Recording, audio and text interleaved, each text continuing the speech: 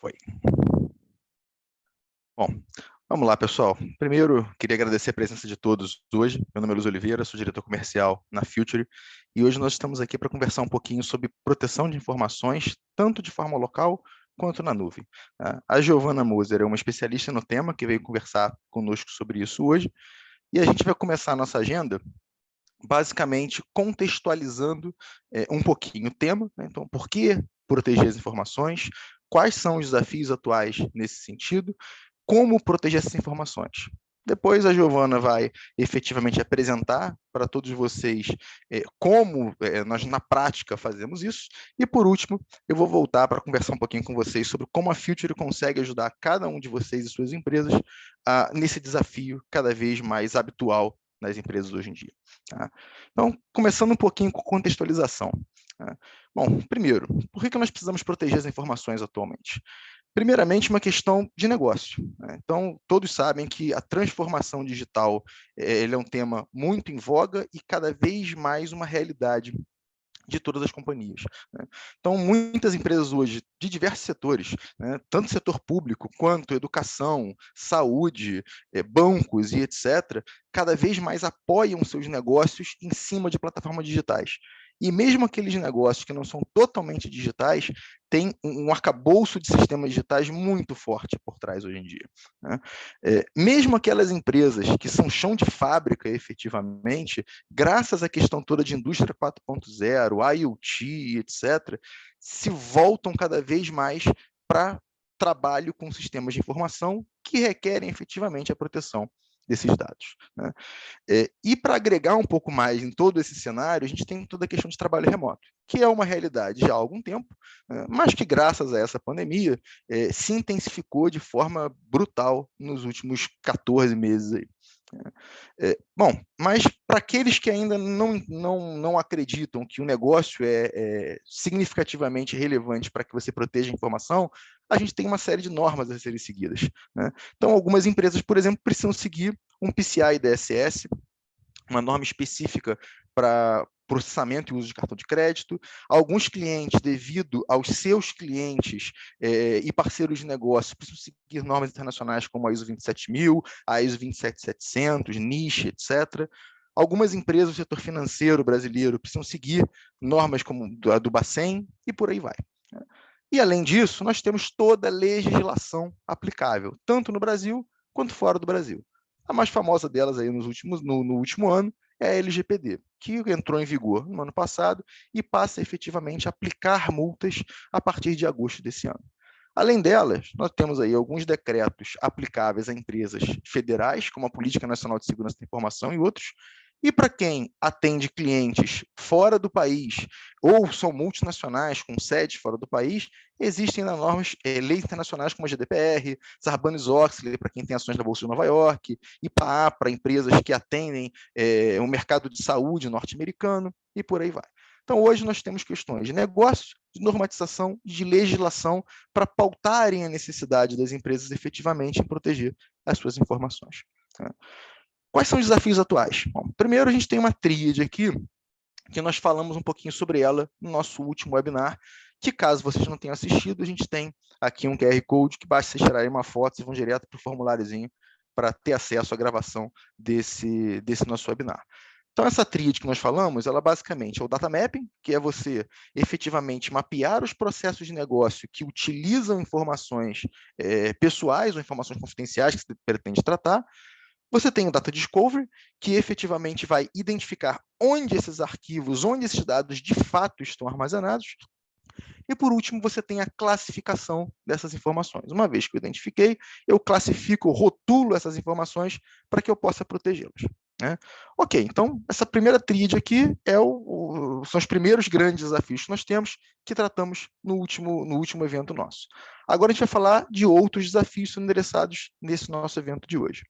Bom, primeiro, se eu olhar um pouquinho essa pirâmide aqui, que é uma pirâmide de informação, que no eixo vertical tem o tempo e no eixo horizontal tem quantidade de informações, a gente percebe que a gente teve uma evolução aí muito grande, muito significativa, desde o início da tecnologia da informação, né? Então, lá nos primórdios, nós tínhamos servidores isolados, dentro dos data centers, trancados, com seguranças armados na porta. começamos a ter computação distribuída. Então, a informação que antes ficava dentro desses mainframes começou a ser processada e acessada através de computadores pessoais, né? Aí tivemos uma grande revolução que foi efetivamente o acesso às informações de fora da empresa, né, e dispositivos tirando informações da empresa para o ambiente externo, como notebooks, USBs e etc., né? Depois disso, nós passamos a ter os dispositivos móveis, que eram dispositivos que não necessariamente criavam informação, mas que eles acessavam informações diretamente dentro do ambiente da empresa, mesmo estando no ambiente externo. Posteriormente, viemos com a nuvem, que aí eu passei a não só acessar informações da empresa de fora, mas a hospedar as informações da companhia fora da empresa, né? E por último, essa questão de trabalho remoto, que eu falei anteriormente, que não é nenhuma novidade, mas que expandiu ainda mais essa questão de acesso externo à informação. Então, o nosso usuário, que antigamente basicamente trabalhava dentro de casa, acessava e processava informações dentro da empresa, ele passou a acessar essas informações no ambiente externo. E, além disso, transitar entre o ambiente interno e externo. Ou seja, qual é o meu grande desafio hoje? Qual a primeira ação que eu preciso tomar para proteger as informações? Garantir que eu consiga tratar essas informações em qualquer lugar, sejam em data centers, em estações de trabalho, em nuvem, em dispositivos pessoais, em outros tipos de mecanismos que venham a existir. Então, essa é a primeira grande necessidade que nós temos para endereçar efetivamente a proteção das informações hoje, que eu proteja elas independentemente de onde elas estejam. A segunda necessidade é eu conseguir proteger essas informações baseadas em alguns padrões, né?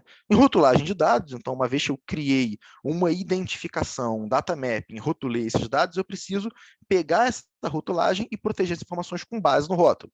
Eu preciso também proteger informações com base em palavras-chave, expressões, modelos, para que eu consiga tratar aquelas informações que efetivamente eu não consegui rotular por algum motivo, né? Além disso, eu preciso pensar numa abordagem de proteger as informações com base nos riscos, né?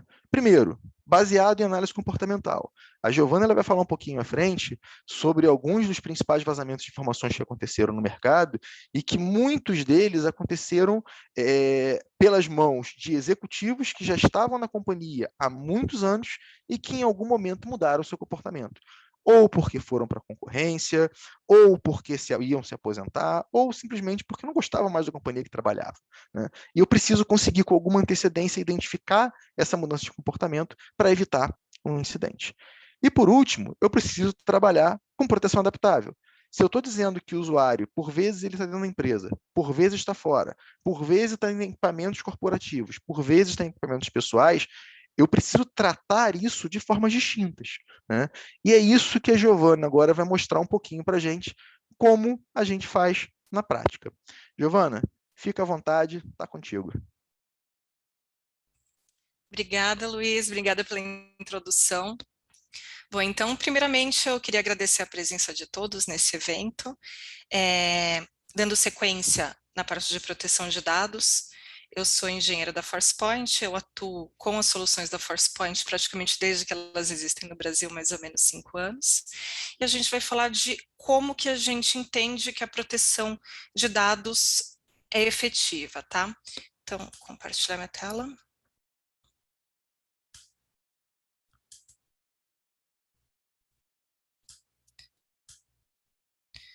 Então, quando a gente fala em proteção de dados, a gente também já fala em proteção de dados Zero Trust. Então, muito se ouve falar de rede Zero Trust. Só que o Zero Trust, na verdade, é um conceito. E quando a gente põe esse conceito em proteção de dados, a gente consegue elevar a proteção em si. Bom, então, falando um pouquinho da ForcePoint. Então, como que a ForcePoint entende que deve ser a segurança? Então, aqui a gente deu um exemplo, ainda completando o que o Luiz comentou, do Joe trabalhando em casa. Então, aqui a gente fala, Joe pode ser qualquer pessoa. Primeiro, o que a gente precisa? Ele está trabalhando em casa, a gente não sabe o dispositivo que ele está trabalhando. Então, primeiro, ele está sujeito a ataques. Então, primeiro, a gente protege o Joe contra as ameaças, ataques hackers, etc. Segundo, a gente precisa garantir que o Joe vai conseguir acessar, interagir com os dados aonde? Em qualquer lugar. Então, os dados podem estar tanto com o Joe, como pode estar em nuvem, aplicações privadas. Então, a gente garante que ele vai acessar esses dados de maneira segura e também a gente protege a transação de dados. E por último, como que a gente vai garantir que o Joe, que foi contratado, passou pelo background check, fez todas as entrevistas com o RH, a gente viu que ele era uma pessoa legal. Como é que a gente vai garantir que essa pessoa legal vai continuar sendo uma pessoa legal? Então, ele pode ser uma pessoa que de repente está tentando exfiltrar dados, ele pode ser uma pessoa sob ameaça. Se chegarem para mim e falar, Giovana, você pode me passar todas as informações sensíveis da ForcePoint? Não, nunca.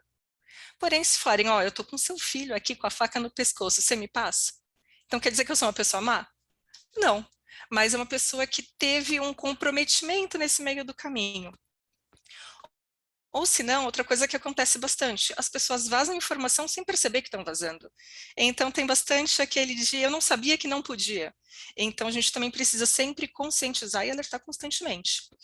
Então, tudo que a gente fala de proteção contra as ameaças, contra os agentes ameaçadores, a gente tem uma sequência de produtos, inclusive contra malwares de zero day, ou seja, inventaram um malware hoje, vamos lançar no mercado. Então a gente precisa dessa proteção extra, proteção para navegação, além de toda a proteção de conectividade.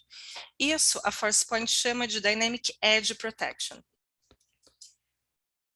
Tudo que tange dados, regulamentações, vazamento de informações, transação de dados, já aplicando Zero Trust, é o que a ForcePoint chama de Data Protection. Interpretando o comportamento do usuário e também alimentando as outras soluções, é o que a gente chama de Dynamic User Protection, e é justamente nesses dois pilares que eu vou falar um pouquinho mais sobre proteção de dados, Data Protection e User Protection. Primeiro, quando a gente fala em proteção de dados, a primeira sopa de letrinhas que vem à mente é justamente o DLP, Data Leak Protection, Data Leak Prevention, Data Loss Protection. A gente consegue montar o que a gente quiser com essas três letras. Mas o que o DLP ele faz de fato? Quando a gente fala que o DLP ele protege dados, a gente precisa ter em mente que a gente não vai só proteger a transação do dado, a gente não vai falar só o que pode e o que não pode transacionar, a gente não pode falar que o Luiz pode mandar e-mail para tal pessoa, mas não pode mandar para o Ayrton, por exemplo. A gente precisa proteger como um todo. Então, primeiro, a gente precisa saber onde está essa informação, a gente precisa achar essa informação. Depois que a gente acha essa informação, a gente precisa pensar no que a gente vai fazer com ela. A gente vai monitorar? Porque muitas vezes a gente pensa só em bloqueio, só que isso vai impactar na produtividade dos funcionários, e não é isso que a gente quer. Então, a gente precisa entender como é que é o ambiente. E, por último, claro, a gente precisa fazer essa proteção. Então, eu não vou transacionar uma informação extremamente sensível para a minha empresa. Que informação é essa? O que o DLP vai proteger? O que o DLP vai enxergar? Então, aqui a gente tem uma pirâmide da classificação da informação, tá? Então, de baixo é o que a gente considera mais simples de proteger, acaba sendo até o que a gente pode chamar de DLP Lite, tá? Então, aqui é a base da pirâmide, onde a gente pode colocar palavras-chave, frases, dicionários. Então, por exemplo, eu pego uma palavra, future. Toda vez que essa informação for transacionada ou eu quiser saber onde está essa informação, eu crio uma política baseada nisso. Subindo um pouquinho para o topo da pirâmide, a gente vai ter expressões regulares e tipo de arquivos. Então, de repente, uma empresa onde ela faz designs, ele vai ter uma extensão, então a gente pode proteger essa extensão, AutoCAD, etc. A gente protege mais de 600 tipos de extensões. Expressões regulares, aqui a gente consegue criar padrões para proteção. Então, vamos supor que todos os funcionários, eles têm uma matrícula que é constituída de 2 letras e 3 números, por exemplo. Então, eu vou falar que toda vez que você encontrar 2 letras e 3 números, provavelmente é uma matrícula, e eu quero saber, de repente, se alguém está passando uma lista desses funcionários, etc. Subindo ainda um pouquinho mais, Na precisão da classificação, a gente integra com Microsoft Information Protection, ou seja, ferramentas de rotulação, ferramenta que vão inserir metadados nos arquivos que eu tenho. A gente consegue criar políticas a partir disso. Ou senão, a gente também consegue fazer toda essa proteção, a gente consegue fazer essa rotulação através do Boldon James. Então, quando a gente fala em rotulação, muita gente pensa naquela marca d'água escrito confidencial. Isso é o que a gente acaba vendo, mas na verdade, toda vez que uma informação ela é classificada por uma ferramenta, ela possui metadados, então a gente não vai enxergar só a marca d'água, a gente não vai enxergar só o que está escrito, a gente vai ver os metadados. Subindo ainda mais um pouquinho, a gente tem os scripts. Então, os scripts, eles vão fazer a validação, por exemplo.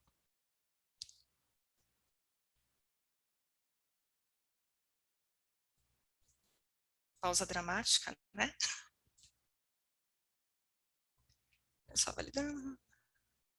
Bom, esse número eu tenho aqui 11 dígitos. O que é esse número? Ele pode tanto ser um CPF, se eu fizer isso, mas esse número é o meu número de telefone. Às vezes a gente quer proteger o CPF, que acaba sendo um dado direto, etc. Só que a gente não quer proteger um telefone, então não adianta a gente só falar que toda vez que você encontrar 11 dígitos você vai proteger. Ou vice-versa. Então, os scripts, eles vão validar se uma informação, de fato, é a informação que eu quero proteger. Aqui eu dei o exemplo do CPF, a nossa ferramenta já tem os padrões brasileiros, CPF, RG, CNPJ, etc. Mas nós também já temos outros. Então, outro exemplo, quando a gente vai fazer uma compra online, a gente começa a digitar os dados do cartão de crédito, por um deslize a gente digita um número errado e fala, corrija o terceiro bloco. Isso é um script que está fazendo a validação. Então, mesmo essa validação que a gente passa na hora de fazer uma compra online, ele também vai fazer na ferramenta, para ver se é, de repente, uma informação PCI. Então, o script ele vai ajudar a reduzir a quantidade de falsos positivos. Subindo ainda mais um pouquinho, a gente tem o Machine Learning, onde a gente vai ensinar a ferramenta por similaridade. Então, a Rosa é uma flor bonita ou a Rosa é funcionária da Future. Eu tenho uma mesma palavra utilizada de duas maneiras distintas. Então, a gente vai falando, toda vez que for nesse caminho você protege, toda vez que se tratar de nome você vai proteger, quando não se tratar você ignora. Esse é um dos exemplos do Machine Learning. Mas o que acaba sendo mais efetivo, muitas empresas têm o desenvolvimento interno, tem a programação interna, a customização interna. Geralmente o desenvolvedor ele acha que o código-fonte é o filho dele. Sendo o filho dele, ele pode fazer o que ele quiser, ele pode mandar para o e-mail pessoal, ele pode fazer upload no GitHub, coisas do tipo. Mas na verdade não, isso é uma propriedade intelectual da empresa. E a partir do momento que cai em mãos erradas, é uma vulnerabilidade que está encontrando. Então, a gente através do Machine Learning também consegue proteger código-fonte. Lembrando que quando eu falo proteger, eu estou falando de transação de dados e também de saber onde essa informação está, saber quem tem essa informação. E por último, é o que a gente chama de mais precisão na classificação. Então a gente tem um carinha chamado fingerprinting. O que esse fingerprinting ele vai fazer? Ele vai olhar, dando um exemplo, ele vai olhar para o banco de dados onde você insere as informações dos seus clientes, as informações que você quer proteger, e ele vai tirar vários hashes desse banco de dados. Então, se alguém tentar transacionar uma parte, uma amostragem, ele vai ver que por similaridade é aquilo que você está querendo proteger. E a pessoa não vai conseguir transacionar, independente do formato, independente da extensão, independente do canal que a pessoa tentar vazar essa informação. Outro exemplo para o fingerprinting, eu tenho um contrato, de repente o meu contrato de prestadores de serviço é uma coisa que é extremamente crítica para mim. Eu posso tirar um fingerprinting do esqueleto desse contrato, porque mesmo parte sendo alterada, ele vai falar que é o contrato inicial que eu quero proteger. Então, se alguém tentar pegar o conteúdo e jogar, de repente, num e-mail, a gente vai entender que é aquilo que a gente estava querendo proteger. Então, com isso, a gente consegue criar a política que a gente quiser. Tranquilo? Bom, pessoal, conforme vocês forem tendo dúvidas, podem mandar no painelzinho de perguntas, que assim que possível eu respondo elas, tranquilo? E Luiz, se tiver alguma dúvida pertinente durante o slide, sinta-se à vontade para me questionar, tudo bem? Pode deixar. Legal. Bom, então, a gente falou do DLP, que é uma parte, geralmente, a primeira coisa que vem à mente quando a gente fala de proteção de dados. Como que a gente consegue fazer isso? Então, primeiro, a gente tem alguns módulos, a gente consegue instalar um agente de endpoint, onde ele vai olhar toda a transação a partir do endpoint. Se alguém tentar imprimir uma informação, se alguém tentar salvar no pendrive, mandar por e-mail, ou seja, toda transação a partir do endpoint a gente consegue. A gente também consegue, vamos pensar LGPD, igual o Luiz comentou. Direito dos titulares, direito da transparência, eu quero saber quem tem as minhas informações. A gente consegue, através do DLP, falar quem tem essas informações armazenadas na máquina. A gente consegue olhar para os servidores e falar, olha, aqui estão essas informações. E expandindo um pouco e saindo só do conceito de DLP e indo já para uma abrangência de proteção de dados, a gente também consegue fazer isso na nuvem. Porque os dados, eles estão totalmente descentralizados, ele pode estar no servidor de arquivos da minha empresa, que eu nem tenho ido mais fisicamente, ele pode estar no meu notebook, ele pode estar no meu OneDrive. Só que quando a gente fala em proteção de dados, a gente não pode ficar restrito só ao perímetro. Então, para isso, a gente também consegue inventariar essas informações que estão na nuvem e a gente também consegue fazer essa proteção. Como que a gente consegue subir, estender essa proteção do DLP para a nuvem? Agora, produtificando, tá? Então, aqui a gente tem o DLP e a gente também tem o CASB. E fazendo essa conexão, a gente tem o DLP Cloud Apps. O DLP Cloud Apps, ele vai te dar a visibilidade do que está acontecendo em nuvem e também você consegue ter ações. Então, eu lembro que acho que foi no ano passado ou no ano retrasado, eu fiz uma POC, uma prova de conceito, num cliente bem grande de varejo. E ele quis testar esse módulo e ele quis buscar informações sensíveis. O que a gente descobriu? O box, por padrão, toda informação que você sobe, ele vai compartilhado com todos. E esse compartilhado com todos, a pessoa de marketing que ia divulgar a próxima coleção, a próxima campanha, incluindo valores, subiu e não tirou o compartilhamento excessivo. Ou seja, qualquer pessoa com uma indexação boa conseguiria, através de qualquer buscador, encontrar essa informação que era extremamente crítica para a empresa. Então, o DLP Cloud Apps, ele faz isso. Mas se você precisar de uma proteção direta da nuvem, a gente também tem a solução de CASB. Então, por exemplo, eu quero proteger a transação de informações pelo Teams, sem depender do DLP, sem depender do que eu tenho on-premise. A gente também consegue fazer isso. Então, quando a gente fala de proteção, a gente está falando de proteção do endpoint à nuvem. Tudo isso, quando a gente cria uma política, a gente vai criar essa política numa console, que depois eu vou mostrar um pouquinho para vocês. E a gente pode ficar tranquilo que essa política vai valer em qualquer lugar, por qualquer canal. Então, aqui a gente tem alguns exemplos, tá? Então, várias tentativas de extravio da informação. Então, ele tenta imprimir, o DLP pega. Se ele tenta fazer um upload no Google Drive, o CASB pega. Então, a gente vai exemplificando. Por FTP, o DLP pega. Então, ok, a gente está protegido? Não. Como que a gente sabe que esse usuário representa um risco? Como que a gente sabe qual que era a real intenção dele? Se a gente monitorar só a parte de dados, a gente vai ter 50% do caminho andado, só que a gente também precisa entender a intenção desse usuário. Então, aqui a gente tem alguns exemplos, tá? Esses exemplos foram bem famosos, bem conhecidos de vazamento de dados, da Equifax, da Tesla, da Capital One. Todos eles aconteceram recentemente, mais ou menos. Todos eles têm uma coisa em comum. Eles sofreram uma multa grande, tiveram um litígio. Outra coisa que eles tiveram em comum, tudo isso foi descoberto depois, claro, senão não teria acontecido esse incidente. E outra coisa que também chama bastante atenção é que nesses 3 casos, todos os funcionários eles já estavam na empresa. Então, nesse caso, por exemplo, do Capital One, um funcionário ele estava praticamente 5 anos dentro da empresa. Tesla, ele já estava mais de 1 ano dentro da empresa. Então, isso poderia ter sido evitado se a gente parasse de olhar só a proteção de dados e voltasse os olhos também para os usuários. Não adianta a gente ter as melhores soluções de proteção de dados, as melhores soluções de segurança perimetral, a partir do momento que a gente tem um usuário autorizado que quer vazar essa informação. Então, aqui a gente tem os mesmos exemplos, só que aqui a gente vê que quando a gente olha, passa a olhar para o o risco dele vai aumentando. Então, a gente não tem só a visibilidade de logs, a gente não vai ver só aquilo que o DLP fala que está acontecendo, a gente também consegue ver qual que é a real intenção do usuário. E com isso, você consegue integrar com o DLP para que as políticas sejam adaptadas de acordo com o risco que esse usuário está representando. Luiz, desculpa te usar de exemplo novamente, tá? Então, vamos supor que o Luiz, ele foi contratado, ele tem um perfil ok, ele começa a tentar vazar informação, mas também ele tenta tirar a segurança, ele tenta tirar os logs de segurança da máquina dele, limpar, tenta desabilitar antivírus, ou seja, ele vai tendo esse perfil anômalo. A gente vai identificar isso.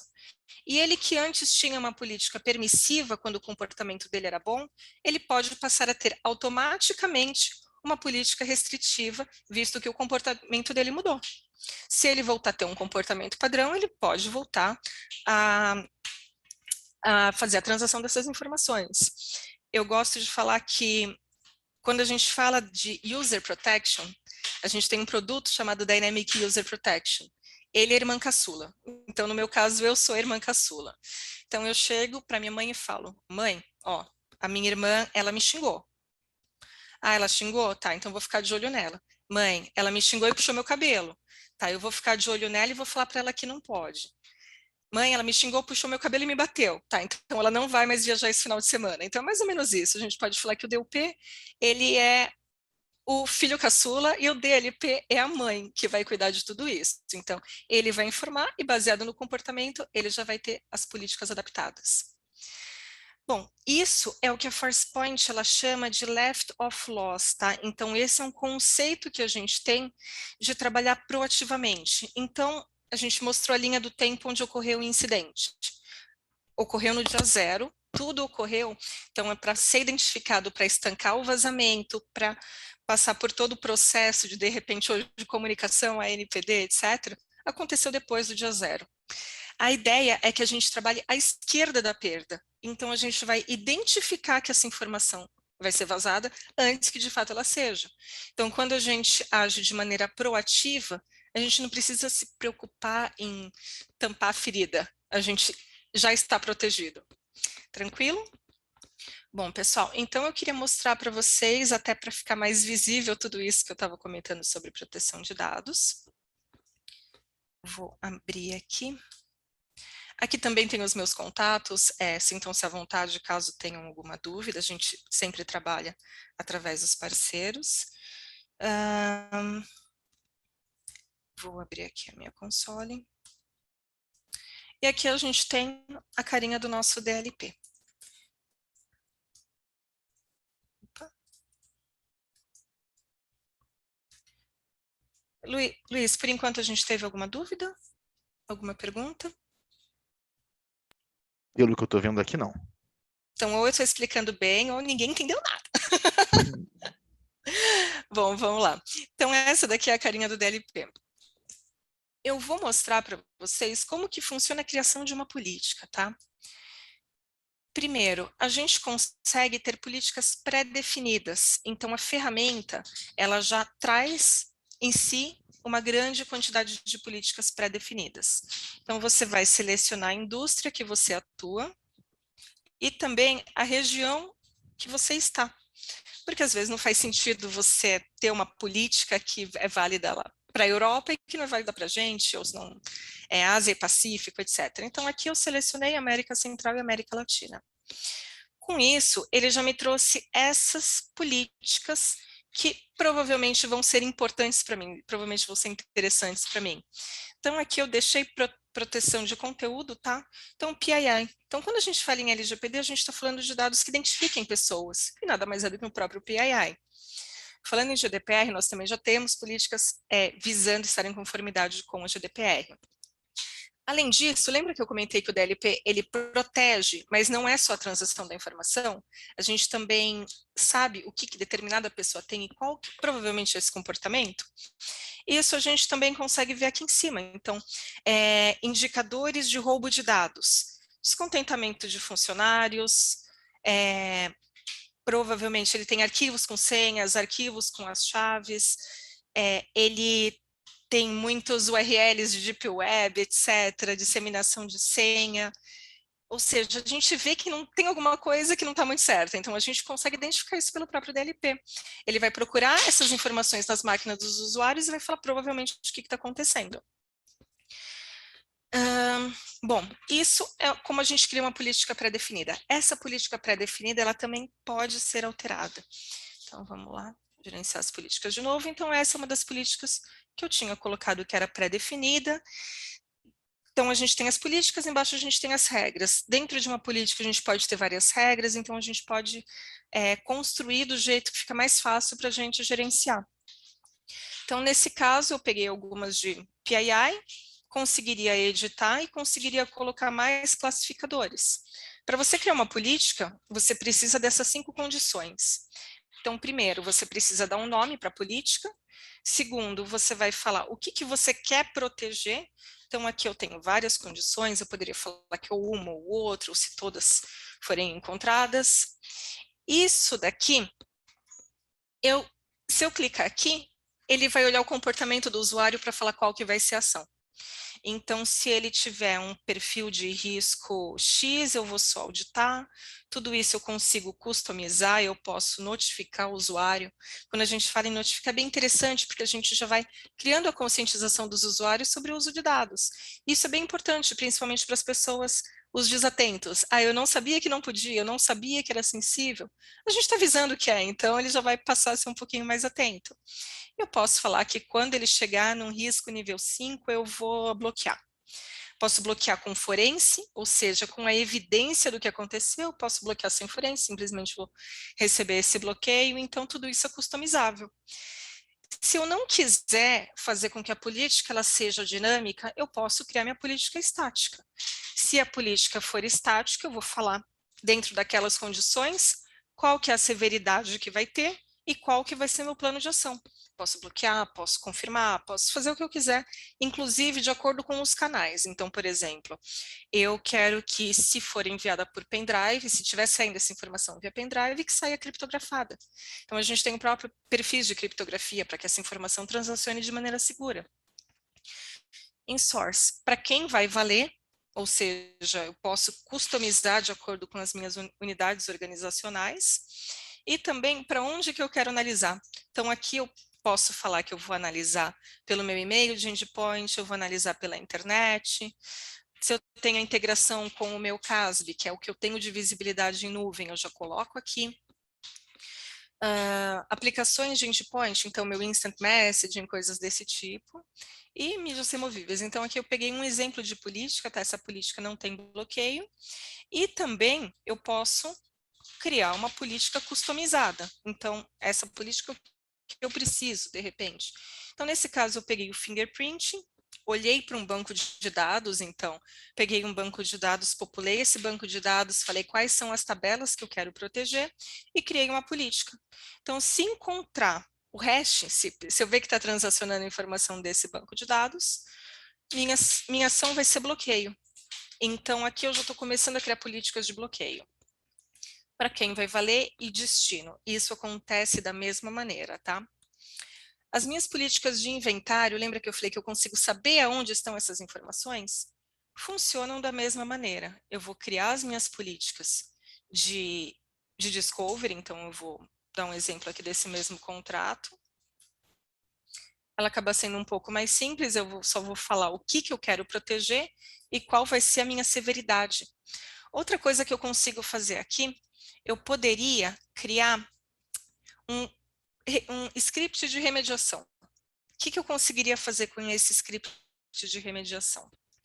Se você encontrar essa informação na máquina, você vai tirar essa informação da máquina, você vai deixar um TXT falando que a informação não podia estar, e você vai mover essa informação para uma quarentena. Então, se a gente for pensar no direito do esquecimento, se alguém questionar onde os meus dados estão, com quem eles foram compartilhados, e eu quero que seja removido, com o DLP você consegue criar uma política de discovery, agendar essa tarefa, vai tirar essa informação da máquina e ainda vai ter evidência de que tudo isso aconteceu. Legal, estou em conformidade, consegui responder dentro do prazo que a NPD dá. Então, consegue tanto visualizar, como também ter ações em cima disso. E depois disso eu tenho os relatórios. Antes de entrar nisso, eu queria mostrar só, dando alguns exemplos, tá? Então aqui eu tenho um site, o DLP Test, e eu tenho alguns arquivos. Então aquele banco de dados que eu tirei o fingerprint, deixa eu pegar ele aqui. Eu também peguei essas informações e salvei elas no Excel. Então eu tenho mais de 700 linhas aqui, eu tenho bastante dados. Então eu poderia tentar vazar esses dados, eu posso. Deixa eu pegar aqui uma amostragem, tá bom? Não precisa de tudo. Vou dar um Ctrl C. Opa, só quero copiar. E eu posso, de repente, chegar num site e tentar fazer um post. O DLP, ele vai ver que eu fiz a transação dessa informação. Nesse caso, ele não estava com bloco, mas se eu tivesse bloqueando esse tipo de dado, esse tipo de transação, ele vai ver que não foi. Então, um outro exemplo, um contrato que eu sei que eu tenho uma política de bloqueio. Eu posso tentar fazer o upload desse contrato.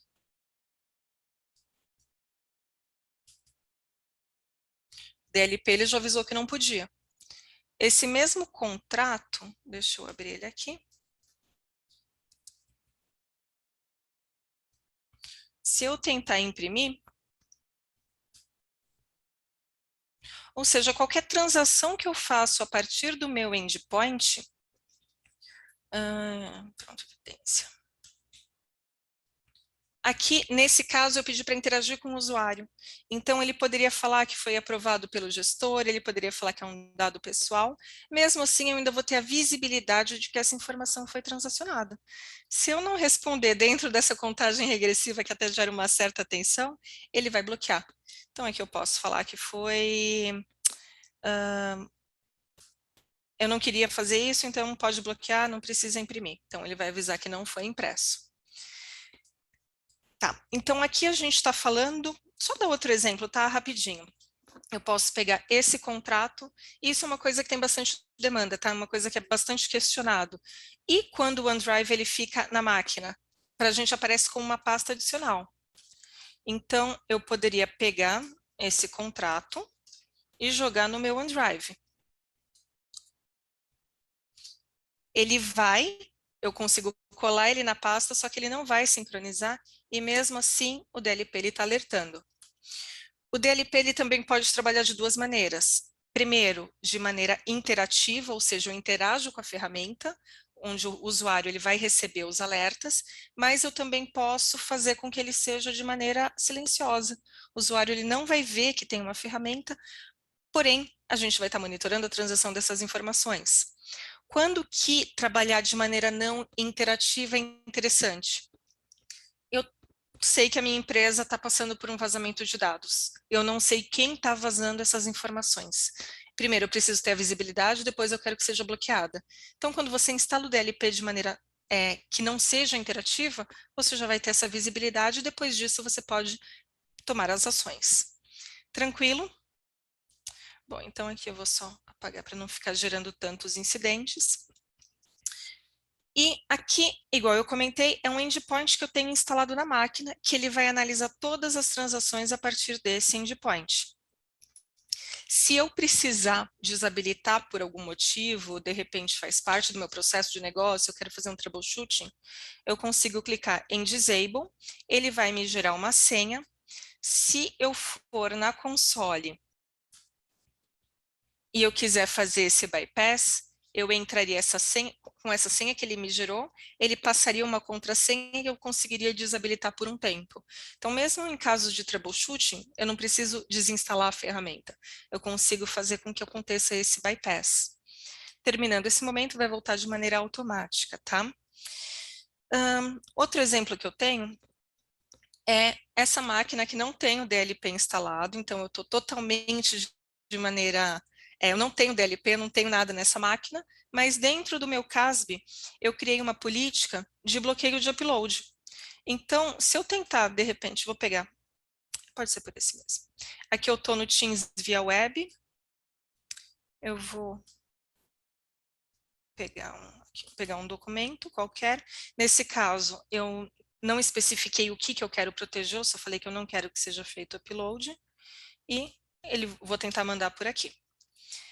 Nesse caso, o que vai acontecer? Não é o DLP que está analisando, é a minha parte cloud. Então, eu não estou dependendo 100% do meu DLP e eu consigo fazer essa proteção de dados para aplicações nuvem. Tranquilo? Bom, pessoal, mais uma coisinha que eu queria mostrar para vocês, tá? Então, a gente falou primeiro do Dynamic User Protection, mas eu não mostrei a carinha, não consegui mostrar ainda o que ele consegue chegar. Eu mostrei como a gente customiza as políticas para que o Dynamic User Protection funcione, e ele é uma plataforma 100% SaaS, eu não preciso ter nenhuma máquina instalada on-premises, não preciso de nada disso, e ele vai fazer a monitoração das atividades dos usuários. Então, aqui, clicando no que ele fez, eu consigo ver que ele tentou exfiltrar os dados. O que ele fez? Ele caiu nesse indicador de comprometimento, ele tentou mandar um total de 2.336 arquivos, e isso, por essa quantidade, ainda mais pela classificação desses arquivos, já é um comportamento anômalo. Ele pode, várias outras informações, tá? Então aqui, ele encontrou arquivos com senha. Nesse caso, essa pessoa, ela tentou se aplicar num site de empregos. Então, aqui a gente deixa de ter só a visão de dados e a gente passa a ter a visão do comportamento dos usuários. Aqui eu posso ver tudo que de fato foi crítico para mim. Então, aqui nesse caso, eu conseguiria customizar, então falar que a aplicação de empregos é críticos, ou que isso eu não quero ver. Então, aqui a gente consegue ter vários exemplos, tá? É uma ferramenta, quando a gente fala do Dynamic User Protection, a gente não está falando obrigatoriamente só da integração com o DLP. Se a gente quer uma ferramenta para ter visibilidade em cima dos usuários comprometidos, a gente também já consegue, que tem até o Luke Skywalker.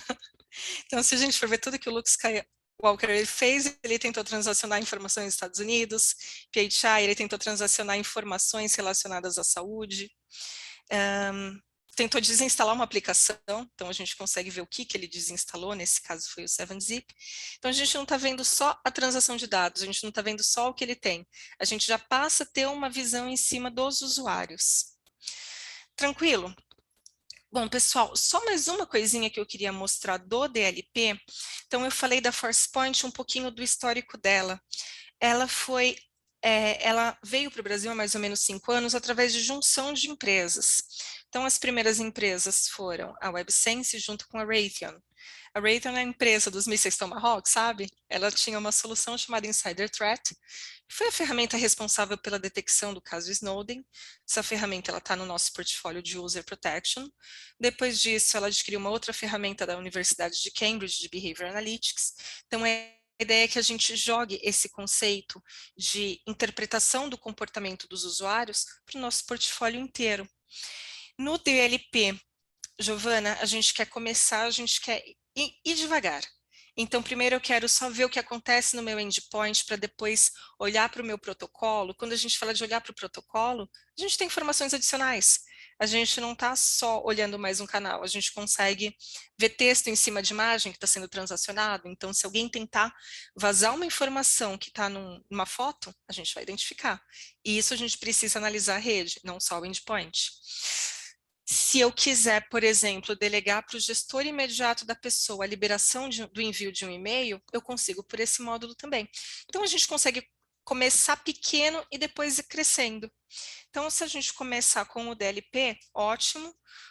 Por padrão, o que eu já consigo de ter visibilidade de usuários? Lembrando que o DLP é uma ferramenta que a gente ensina ela, claro, ela ajuda com políticas pré-definidas, mas ela é uma ferramenta que a gente fala para ela o que ela quer e ela vai trazer logs de volta. Logs de DLP é igual neve. Então, quando começa a cair neve, todo mundo faz festa, e neve. Depois do 10º dia, quando vê aquela quantidade de neve, quero que acabe a neve, vou ignorar a neve, e é isso. O DLP, muitas vezes, ele acaba caindo nesse conceito. Por quê? Para você identificar alguma coisa, você vai precisar procurar nos logs. Então, para facilitar, por default, a ferramenta já vem com Incident Risk Ranking. O que é esse Incident Risk Ranking? Ele vai correlacionar os logs e vai atribuir aos usuários. Então, se aqui tivesse, se eu tivesse a fotinho no AD, ia aparecer que aqui esse student, nesse caso o desktop que eu estou fazendo os testes, ele vai correlacionar os incidentes e vai mostrar para mim tudo o que aconteceu. Tranquilo? Então, aqui eu tentei enviar um arquivo que eu tinha tirado do fingerprinting. Então, pelo Incident Risk Ranking, ele vai dar uma visão D-1 de tudo o que aconteceu, inclusive quem são os usuários que mais estão aparecendo. Então, mesmo pelo módulo mais simples, você já consegue ter uma visão voltada ao usuário. E é importante você saber por onde você começa e até onde você consegue chegar. Porque DLP, ok, DLP tem outros no mercado, mas até onde eu consigo expandir a minha proteção de dados? Então, a ideia é que a gente consiga ir do endpoint até a nuvem, sem depender de N consoles para a gente configurar, sem depender de ferramentas externas para a gente atuar. Tranquilo? Bom, Luiz, eu espero não ter passado muito do seu tempo. Deixa eu só dar uma olhadinha nas perguntas. Se o Incident Risk Ranking é adquirido pela solução completa. O Incident Risk Ranking, a partir de um módulo, você já tem direito. Ele é um servidor adicional que a gente sobe, esse servidor ele não tem custo, é um CentOS, onde a única função desse servidor é fazer a correlação dos logs e trazer esse dashboard. Então, a partir do primeiro módulo, você já consegue ter esse Incident Risk Ranking. Tranquilo?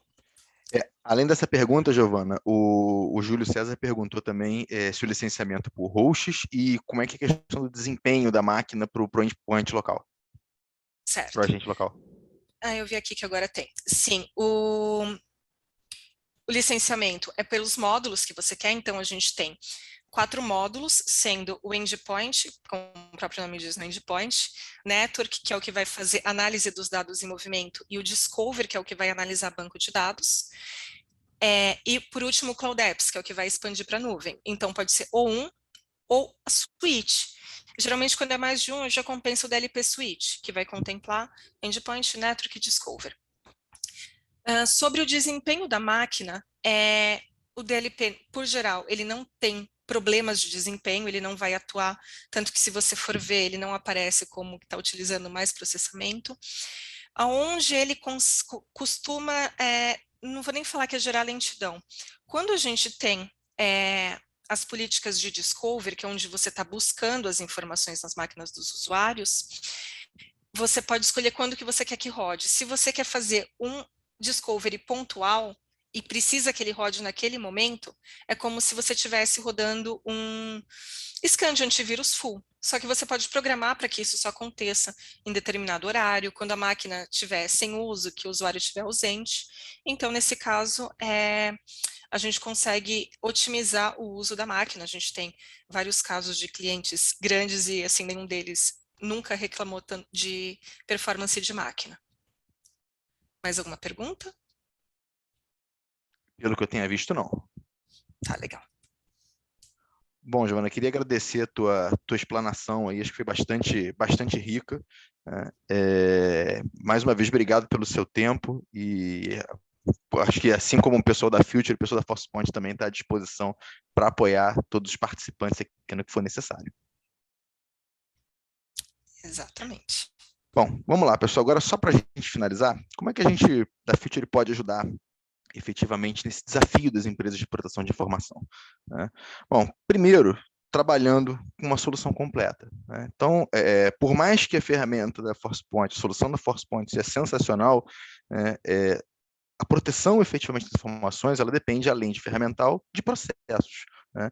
E a Future, além de trazer um parceiro como a ForcePoint junto conosco, a gente também apoia em toda essa parte processual.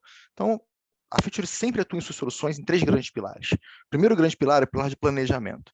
Então, a gente apoia os clientes na definição das políticas, tá? de classificação de informação, etc. Em toda essa questão de data mapping, de mapeamento de processos de negócio para identificar quais processos de negócio tocam informações confidenciais e informações pessoais. Nesse processo de data discovery, para identificar onde estão, de fato, as informações críticas da companhia, na classificação e na rotulagem dessas informações. Tá? Então, esse aqui é o primeiro grande pilar, o primeiro grande passo que a gente apoia o nosso cliente. Posteriormente, a gente efetivamente atua na parte de proteção, né? Que aí eu estou falando no controle de vazamento, que a gente explanou bastante sobre ele hoje aqui, e também no controle de roubo. E aí eu estou entrando um pouco mais na parte de criptografia e etc. Né? Porque por mais que você tenha uma série de proteções linkadas à sua máquina, por exemplo, se você tem uma informação confidencial num pendrive ou no notebook e esse é roubado, eu preciso ter criptografia para proteger isso. E o terceiro grande pilar é o pilar de resposta, que parte dele também é solucionado pela solução da ForcePoint, mas que efetivamente o cliente precisa de braço, até alguém olhando, alguém atuando efetivamente naquilo ali, para identificar o mais brevemente possível e tratar isso da melhor forma. Então, monitorando tanto usuários maliciosos, né, comportamentos maliciosos, quanto incidentes, e respondendo a esses incidentes através de playbooks, que nós já temos alguns pré-definidos, mas que nós sempre sentamos com o cliente para identificar com ele, com base nas suas regras de negócio, a melhor forma de atuar.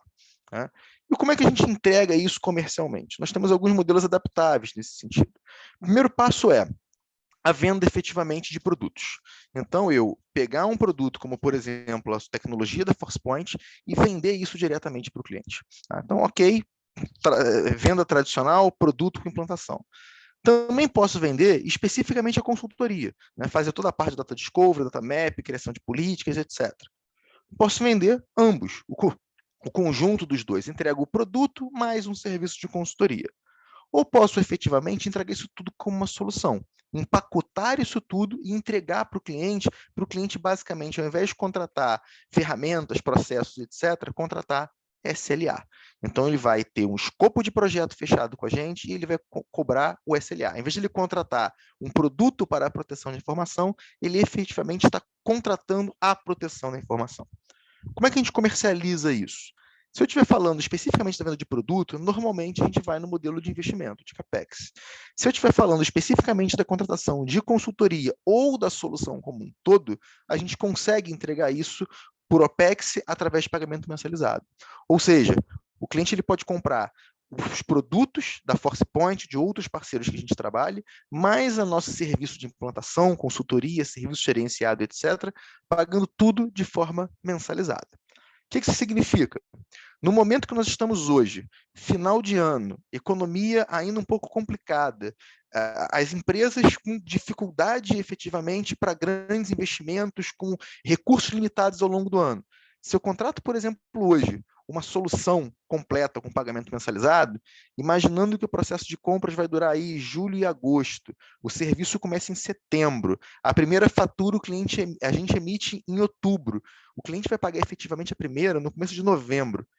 Resumidamente, estamos praticamente no final do ano. Então, o cliente ele pagaria esse ano aí 2 parcelas de 12, né? Conseguiria, mesmo com orçamento apertado, viabilizar uma série de projetos e ter tempo de orçar para o próximo ano o pagamento efetivamente de 12 meses de uma solução. Tá? Então, é um caminho que a Future encontra, inclusive, de viabilizar os negócios de segurança dos nossos clientes. Ok? Então, basicamente, a apresentação de hoje era essa. Eu queria falar um pouquinho aqui sobre o nosso próximo evento agora, efetivamente. Então, nosso próximo tema, ele é detectando incidentes através de inteligência artificial. Então, basicamente, no primeiro evento, a gente falou de como identificar as informações, rotular as informações. Dessa vez, a gente falou de proteção de informação, alguma coisa de detecção de incidente, mas em determinados tipos de incidente, especialmente aqueles que não são relacionados a vazamento de informação, que eu preciso de outras soluções para identificarem. E o tema do nosso próximo evento é exatamente esse. A previsão é ser dia 22 de julho, às 14 horas. Né? Vocês vão, todo mundo que estiver aqui hoje, que está aqui hoje no nosso evento, vai receber a comunicação desse próximo evento, né? E todos vocês serão muito bem-vindos nesse nosso próximo evento. Tá? No mais, queria agradecer a presença de todos, mais uma vez, agradecer a presença da Giovana, esclareceu muito bem na prática como a gente endereça esse tema de proteção de informação, e vejo todos vocês no próximo evento. Abraço, pessoal.